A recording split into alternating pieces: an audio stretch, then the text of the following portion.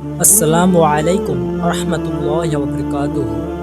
যখন একটি শিশু ছেলে বা মেয়ে জন্মগ্রহণ করে, তখন শিশু ছেলে মেয়েদের পরিচয় প্রকাশের জন্য একটি ভালো ও সুন্দর নামের প্রয়োজন হয়।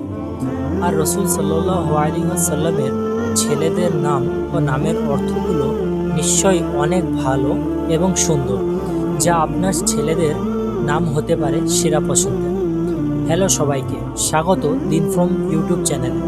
আজ আমি আপনাদের সাথে ভাগ করতে চলেছি মহানবী হযরত মুহাম্মদ সাল্লাল্লাহু আলাইহি ওয়াসাল্লামের ছেলেদের নাম ও নামের অর্থ। আপনি যদি রসুল সাল্লাল্লাহু আলাইহি ওয়াসাল্লামের ছেলেদের নামের সাথে মিল রেখে আপনার ছেলে শিশুর নাম নির্বাচন করতে আগ্রহী হন, তাহলে নবীজির ছেলেদের নামগুলোর মধ্যে থেকে একটি ভালো নাম আপনার নবজাতক ছেলের জন্য চয়েস করুন। নবীজির ছেলেদের নাম: প্রথম ছেলে ছিলেন কাসিম, অর্থ বন্টনকারী। পূর্ণ নাম কাসিম ইবনে মোহাম্মদ।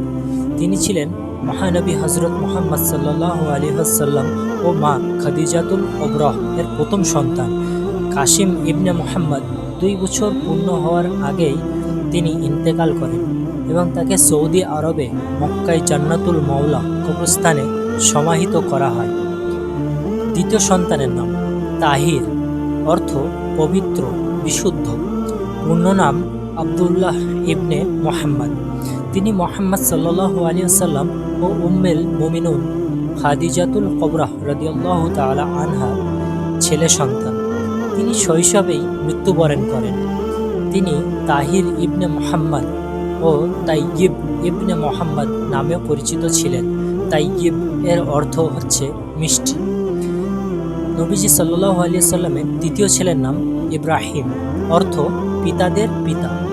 পূর্ণ নাম ইব্রাহিম ইবনে মুহাম্মদ। তিনি ছিলেন রসুল সাল্লাল্লাহু আলাইহি ওয়াসাল্লাম ও উম্মুল মুমিনুন মারিয়া আল কিতাবিয়া এর পুত্র সন্তান।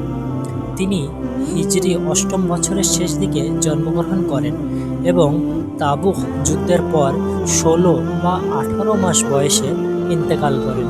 তাকে মদিনায় জান্নাতুল বাকিতে সমাহিত করা হয়। তাই এই রইল বন্ধুরা কিছু ভালো নাম যা নবীজি সাল্লাল্লাহু আলাইহি ওয়াসাল্লাম তার ছেলেদের জন্য চয়েস করেছিলেন।